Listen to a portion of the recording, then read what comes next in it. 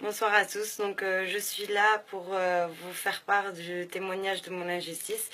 L'administration française m'a infligé ça. Pour ceux qui ne me connaissent pas encore, je m'appelle Iti Metzger, j'ai 21 ans, j'habite dans le sud de la France, plus exactement Béziers. Je suis arrivée en France avec ma mère et ma petite sœur du Maroc et j'avais même pas encore 8 ans. J'ai passé toute ma vie en France, j'ai grandi ici, j'ai fait primaire, collège, lycée et maintenant je suis en études supérieures dans une école de commerce. Ma mère travaillait pour la fondation Hassan II, elle était diplomate en France, elle a été envoyée en mission culturelle pour donner des cours d'arabe dans des écoles publiques. Depuis notre arrivée en France, on était détentrice d'une carte de séjour spéciale MAE qui était délivrée à tous les enseignants qui étaient envoyés pour la même mission. C'est une carte de malheur. Elle ne permet pas d'avoir une couverture sociale.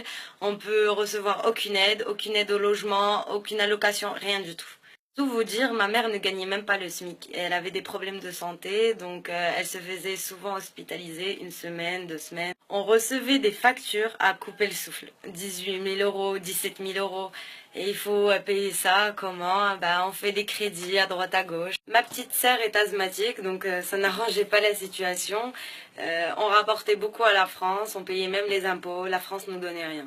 Je vivais dans cette galère pendant 13 ans, 13 longues années, et il était impossible de restituer nos cartes de séjour MAE tant que la mission de ma mère n'était pas finie. Il y a 1 an ou 2, avec la montée de Ben Keren, ils ont décidé de mettre fin au programme ELCO et rapatrier une centaine de professeurs. Cette décision n'a pas plu, ma mère n'en faisait pas partie, mais en tout cas tous les professeurs concernés se sont mobilisés devant l'ambassade de Paris pour manifester de leur désaccord.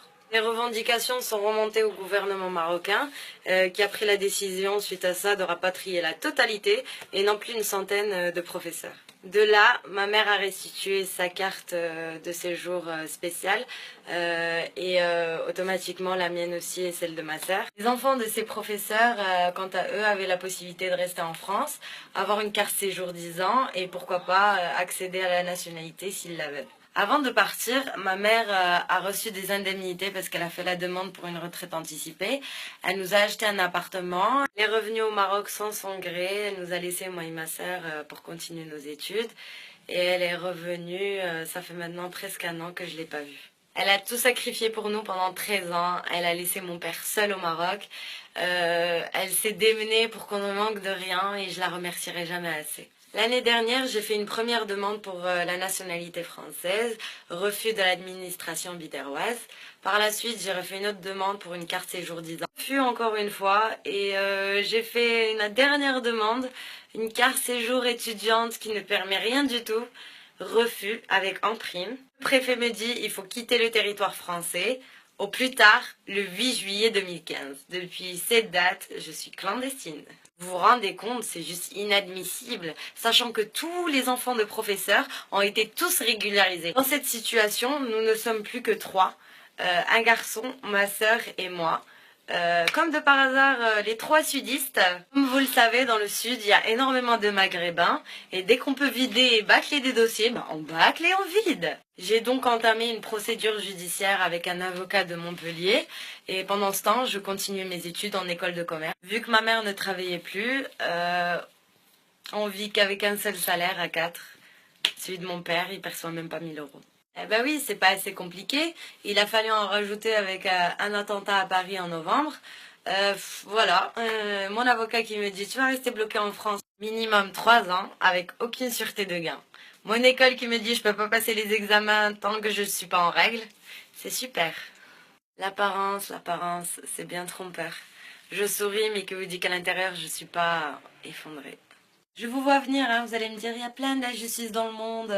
Toi, tu vas juste rentrer au Maroc, c'est beau le Maroc, nanani, nanana. Mais là, je dénonce mon injustice. Mettez-vous une seule seconde à ma place. J'ai vécu toute ma vie ici, en France.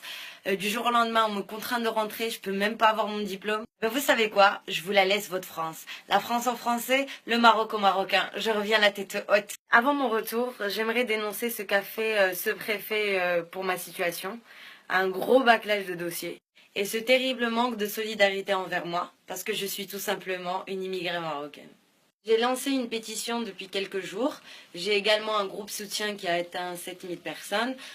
J'ai ma page Facebook, j'ai mes idées, mes opinions. Donc, je remercie d'avance ceux qui vont partager ma vidéo, qui vont me rejoindre.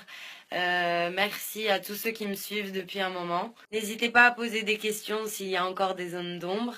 Je me ferai une joie d'y répondre et surtout abonnez-vous à ma page pour suivre mon actualité.